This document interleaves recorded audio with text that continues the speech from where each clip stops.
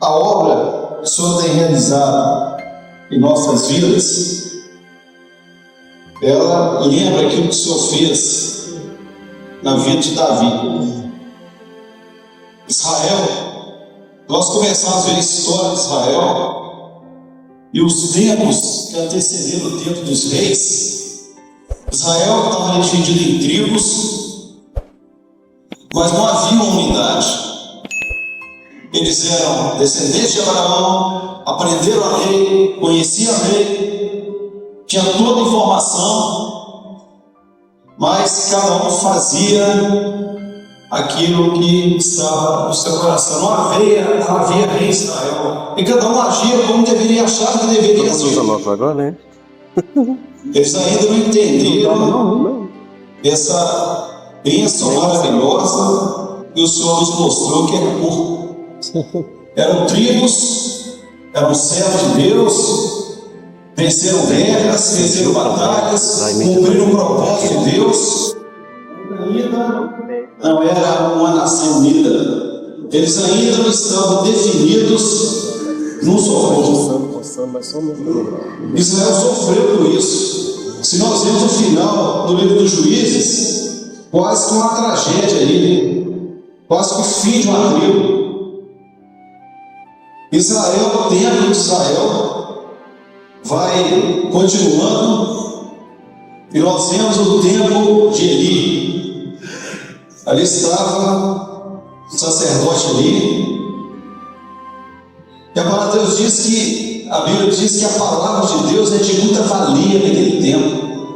Eles tinham toda a estrutura, eles tinham o tabernáculo, tinham o templo, tinham o culto, o sacrifício, tinha toda a liturgia, mas tinha um detalhe pequenininho: faltava a voz de Deus.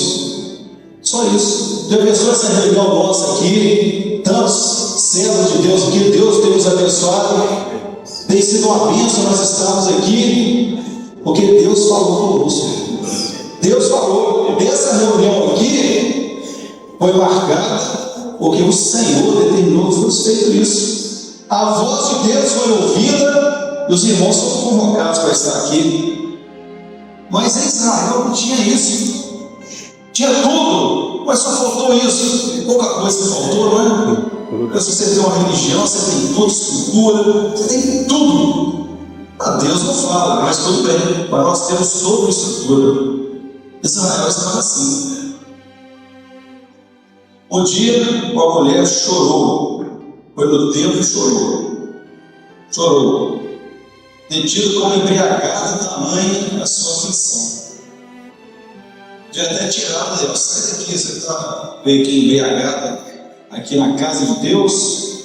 Eu disse: não, eu estou amargurada, eu não gero filhos, e eu estou derramando diante do Senhor a minha aflição, porque eu não gero nada. E o tempo passou, volta aquela mulher. Porque um dia nós suspiramos por causa da nossa esterilidade espiritual. Havia um povo que não gerava nada, mas nós não aceitamos isso.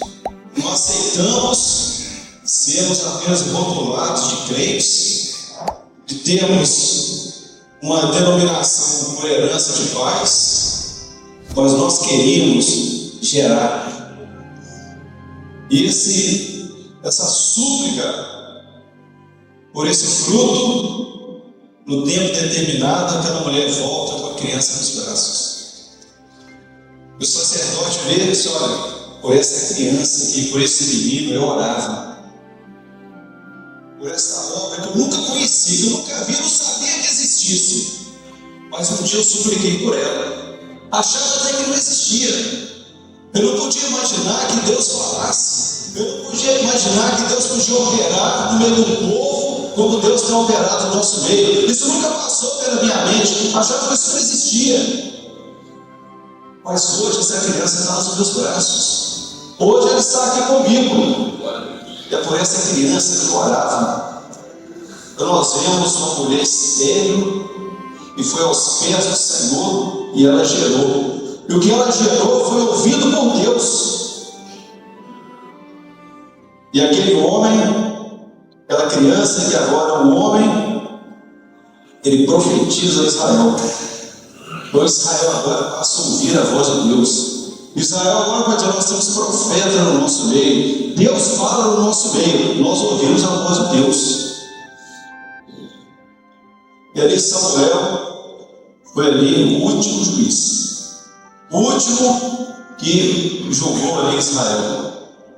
Naquele tempo, Israel suplicava por um rei. E Deus levantou um rei Israel. E um rei valente, um rei forte, um rei que sabia guerrear, um rei que uniu Israel. Durante 40 anos, aquelas tribos que estavam dispersas foram unidas ali em Saul.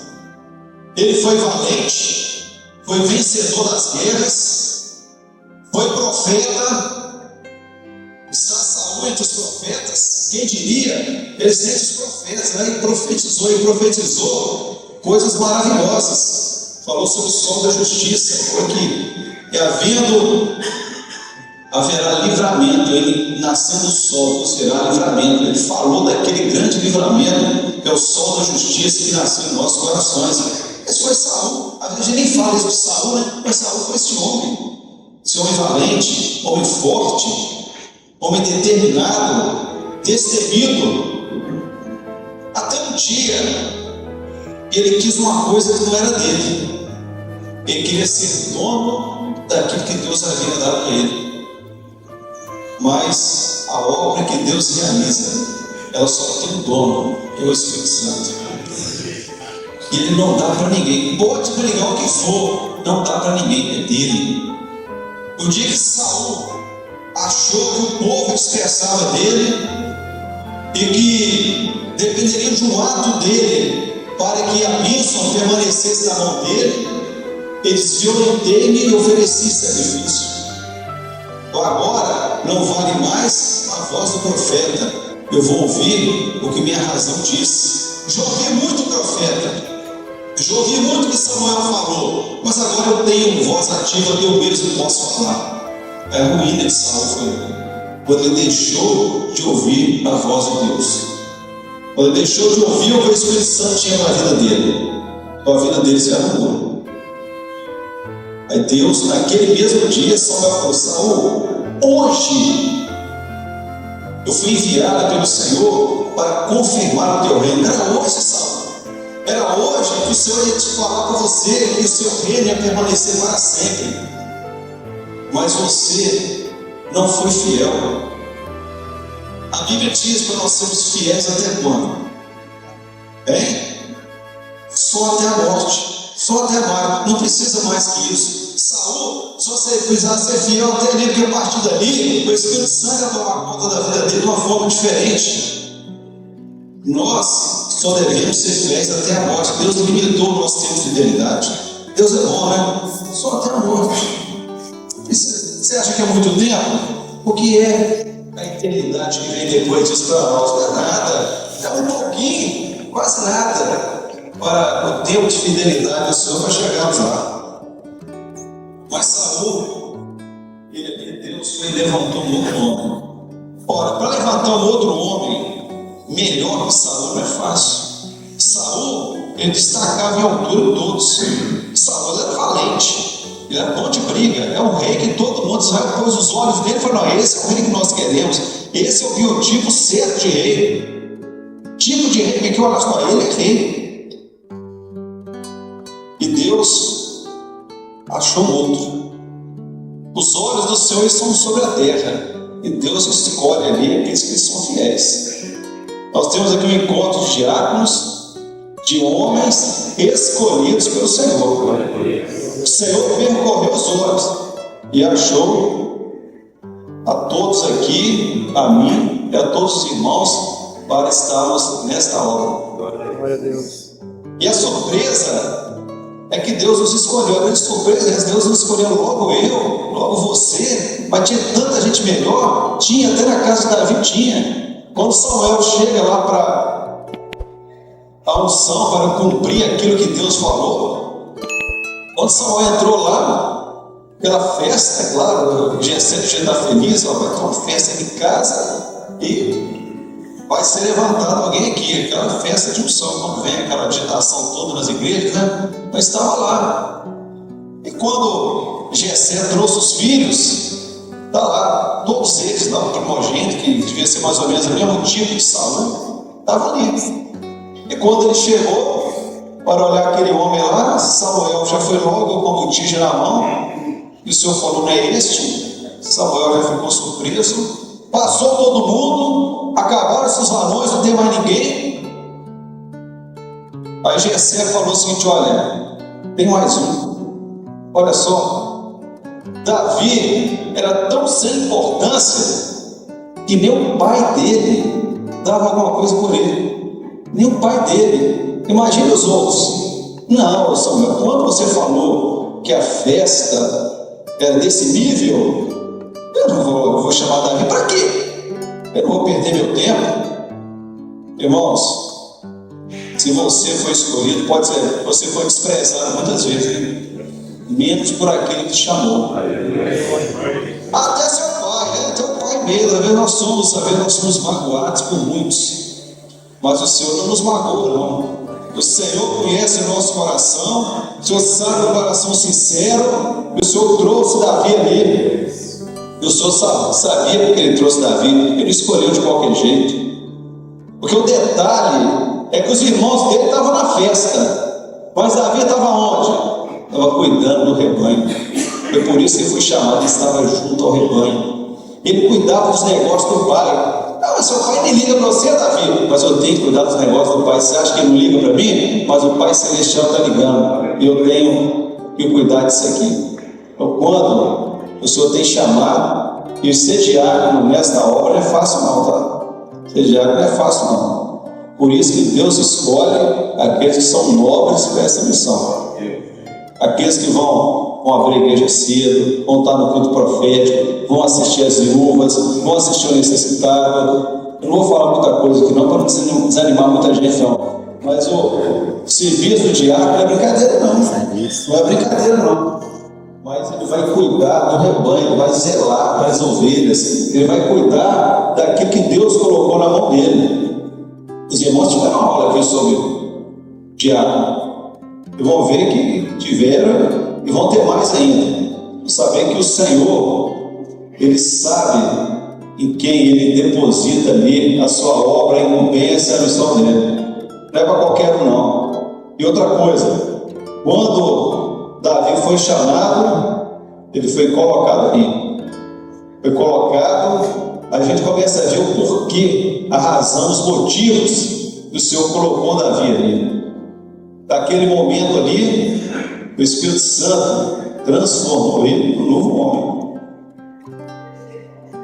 E quando Saul, que já estava lá com toda a sua estrutura, com todo o seu exército, estava ali no monte com um desafio dos filisteus. Era um campo de batalha, o exército de um lado, exército de Saul do outro, de Saul do lado, exército filisteus do outro, e aparece ali um gigante, quase 3 metros de altura. Aqui não tem ninguém 3 metros. 3 metros de altura, forte, bom de briga, e dizia o seguinte: olha, eu desafio as fileiras de Israel, dá-me um homem que lute comigo. Quantos apareceram? Ninguém. Quantas vezes ele repetiu o desafio? Hein? Alguém sabe? 40. Que prova, hein? Que prova! O exército de Saul, o exército de homens valentes. Não, os exércitos de Israel não é gente ruim de briga, não é gente boa de briga mesmo. Mas para enfrentar Golias, não podia ser qualquer um. Mas aí apresenta Davi. Quando chega Saul apareceu aí que tem a solução. Aí apresentou Davi. Ele olhou para Davi: o que é, meu filho? Fala aí. Ah, vocês estão preocupados com esse gigante? Eu vim aqui dizer para vocês: você não precisa ficar preocupado não. Ele falou que a gente precisa ficar preocupado, não. Mas por que não vai ficar preocupado? Não, porque já tem alguém que vai enfrentar esse gigante. Só é mesmo? Quem que vai ser? Sou eu. Peraí, eu achei que você ia trazer alguém. Mas você? Não, você está brincando comigo. Não, sou eu mesmo. E ele falou uma tranquilidade. Davi não chegou lá contando bravatas, não. Ele chegou a dizer tranquilamente: Deus, ó, fique tranquilo, teu servo irá. Vou lá, vou enfrentá-lo. Saul disse: não, então vou te dar uma armadura para ele. Saul estava desesperado mesmo, para deixar o menino enfrentar o gigante, que já não tinha alternativa mesmo. Mas ninguém acreditava que Davi pudesse vencer. Dá-me um homem para que lute comigo. E a beleza da obra do Espírito Santo é que essas batalhas nós temos quem peleja por nós. Quando Pilatos olhou para Jesus assim, doente, coroa de espinho, ensanguentado, enfermo, fraco, o que ele disse? Eis aí um homem. Quando Golias falou: dá-me um homem, a palavra respondeu lá na frente: eis aí um homem. Esse aí que vai levantar. Esse aí está doente, fraco. Ele vai vencer uma batalha que ninguém pode vencer, mas ele vai vencer. Ele vai subir ao monte, vai levar uma cruz nos seus ombros, ele vai ser levantado nela e vai atrair a muitos, como atraiu os nossos corações aqui. Nós somos atraídos por esse homem valente, corajoso, esse varão de guerra, esse Senhor que é poderoso na guerra. Nós somos atraídos por ele. Então, se nós somos do exército deste homem, nós temos que ser parecidos com eles, não é isso? É ou não é? Um homem valente como esse, que enfrentou Golias, destruiu Golias, foi à cruz do Calvário, venceu a morte, porque o amor é mais forte que a morte. Olha só, que vitória, hein? Que vitória pelo amor. Então, se nós pertencemos a este exército, nós temos que ser valentes igual eles. Aí que está difícil, né? Ser valente como o nosso comandante. Davi era um homem sensível. Davi, ele tocava harpa, ele era poeta, um homem que profetizou, um homem que compôs louvores ao Deus de Israel, um homem que fala de profecias maravilhosas nos salmos. E é um homem que venceu o leão, que venceu o urso, que venceu o gigante, que venceu exércitos. Esse é o nosso Senhor. Deus que fala mansamente aos nossos corações, que nos transmite paz, nos transmite segurança. Então nós temos que estar perto do Senhor, juntos do Senhor, juntos dele. E quando Israel estava ali, Davi no lugar forte, esse Davi vencedor, esse Davi, esse homem de guerra, venceu as batalhas. Ele estava ali, era tempo da cega, era o tempo da cega. Os discípulos olharam: falta 4 meses. Eles: não, olha direito, elas já estão brancas para a ceifa. O mundo está dizendo: o meu Senhor está de virar. Mas a igreja, com o olhar de Jesus, falou que está a hora da cega, está próximo da volta de Jesus, está próximo o momento do arrebatamento, está próximo a volta do nosso Senhor, está próximo da cega. E nesse momento, essa proximidade da colheita, em que o joio será separado do trigo, e nós seremos atados dos feixes daqueles que louvam o Senhor. Nesse momento, os filisteus cercam o poço que está junto à porta. Nesse momento que a palavra de Deus, ela tem sido assediada, tem sido deturpada, tem levado o homem a querer entendê-la naquilo que é a razão, naquilo que é a carne, daquilo que é o entendimento humano. O Evangelho para esta vida, preparando o homem para viver mais e mais nessa vida. Olha, faltam 4 meses ainda, falta muito tempo.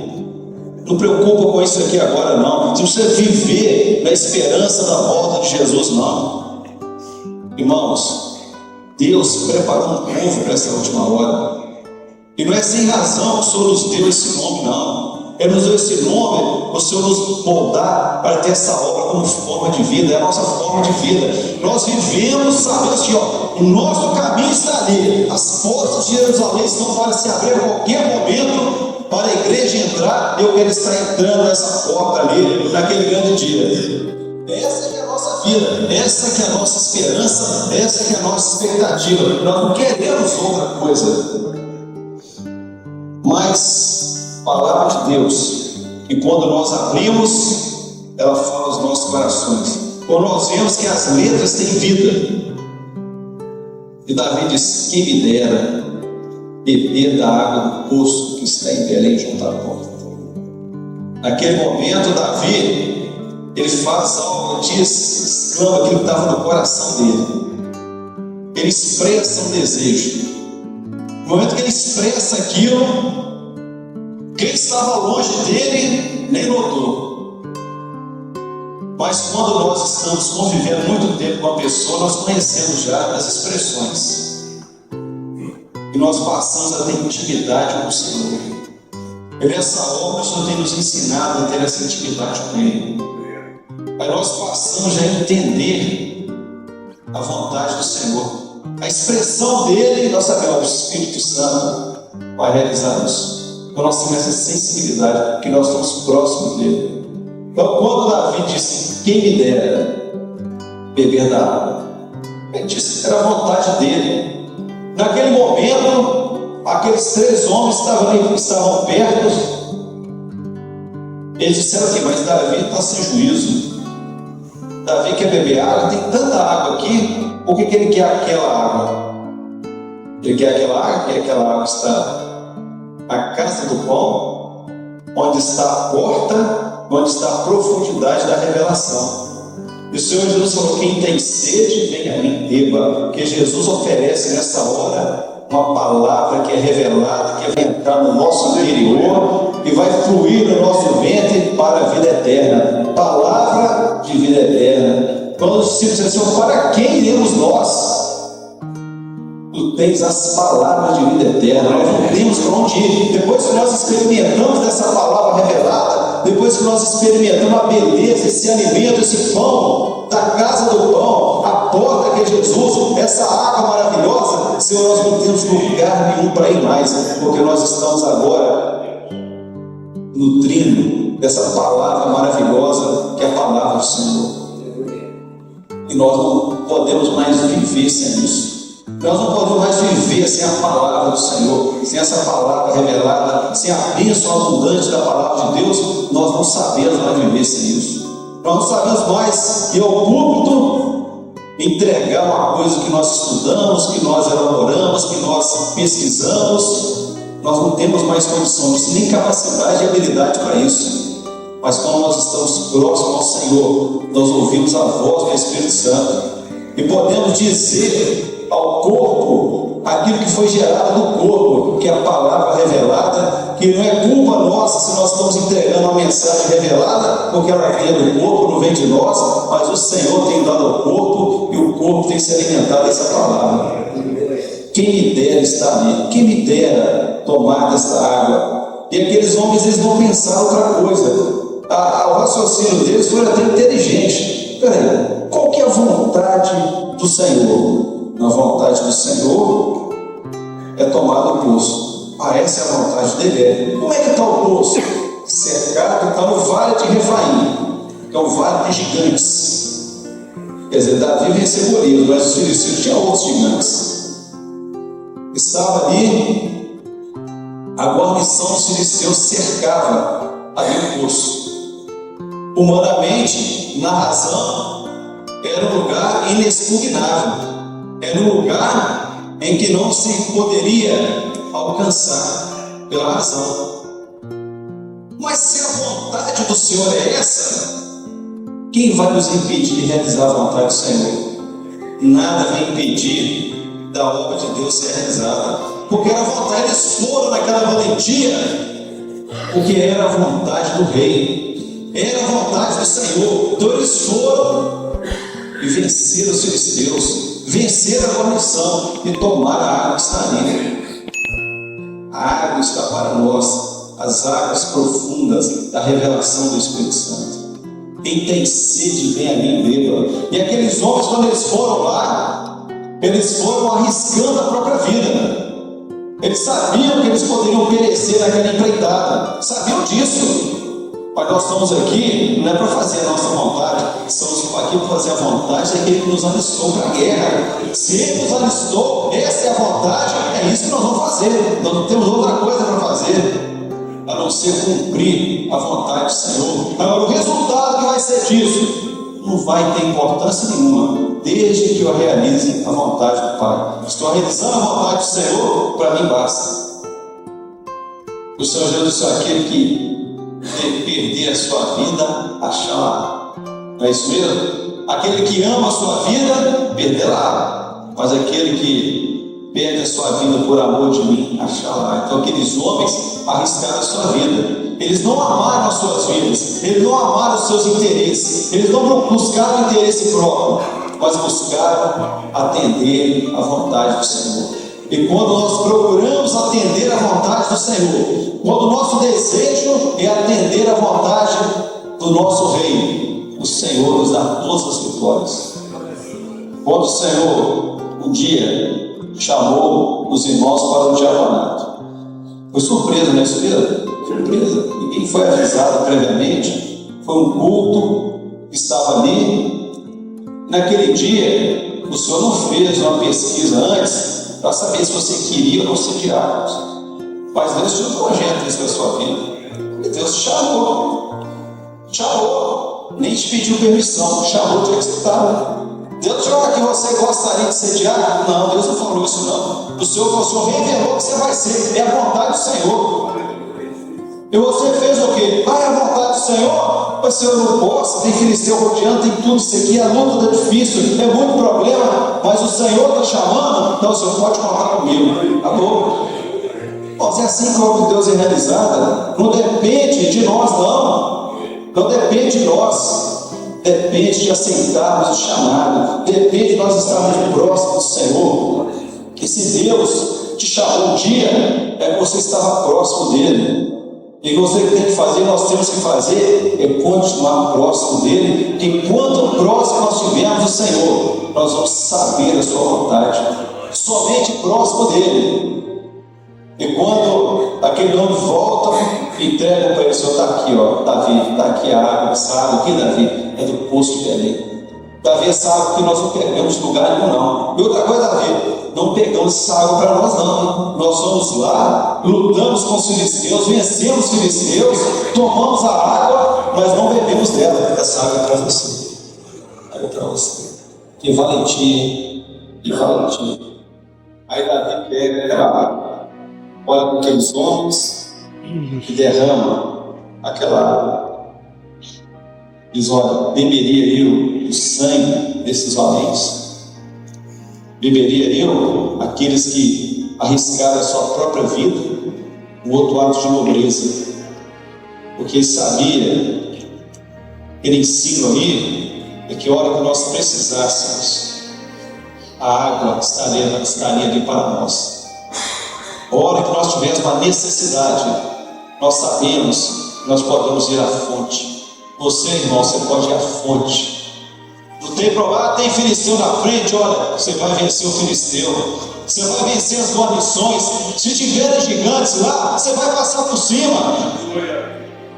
Porque a bênção do Senhor já determinou para a sua vida.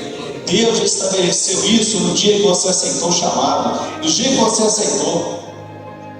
E era o momento da cega, era o momento ali de colheita. Ora, o mundo está olhando a palavra como aquilo que está na letra. Olha, faltam 4 meses. Deus disse: olha, dizei vós, há 4 meses até que venha a ceifa. Levantai os vossos olhos, vede as terras, elas estão brancas para a ceifa. Ou está branca. E o profeta Isaías disse: tu multiplicaste este povo e a alegria aumentaste. Irmãos, quando Samuel nasceu, estava ali, era pequeno ainda, mas o Senhor multiplicou. Quando o Senhor começou essa obra em nossos corações, nós éramos pequenos, o Senhor tem multiplicado, não só aqueles que têm estado aqui conosco, mas tem multiplicado a alegria. E disse: todos se alegrarão em ti, como que se alegram na ceifa, como se exulta quando repartem os despojos. Você aceitou o chamado, você ouviu a voz do Senhor, você aceitou esse serviço, abriu o seu coração. Agora é o momento da ceifa, é o momento de vencer os filisteus, é o momento de pegar daquela água, da palavra, e está chegando o momento de nós nos alegrarmos na ceifa, o momento que nós repartimos o despojo, porque é o momento em que vai terminar esse projeto de Deus com o arrebatamento da igreja, vai terminar com as nossas vidas indo com o nosso Rei vitorioso para encontrar com Ele nos ares. Esse Rei que é vencedor, esse Rei que é valente, o nosso Rei, Ele é um Rei poderoso, um Rei poderoso na guerra. Ele é o nosso Senhor. Levantai as cabeças, olhai, estão brancas para a colheita. Irmãos, a qualquer momento, o trigo vai ser separado, o joio vai ser deixado, nós vamos ser atados para a eternidade. Quem me dera beber da água, quem me dera beber da água junto ao poço, quem me dera. Então, o desejo de Jesus é que toda a sua igreja, todo o seu povo tenha essa bênção, essa água jorrando, pão vivo que desceu do céu, a porta sendo revelada aos corações, e vidas e mais vidas entrando por ela, achando salvação, achando passagem, achando vida eterna, acrescentando no nosso meio aqueles que vão ser salvos, os nossos familiares que nós temos orado esse mês, aqueles que nós temos clamado, Senhor, as promessas que Deus já fez aqui, e o Senhor falou dos dons espirituais, a palavra de Deus, que é de muito valor no nosso meio, está se cumprindo, e nós vamos ver essas promessas cumprir em nossas vidas. Quem me dera tomar dessa água. Está louvando o Senhor.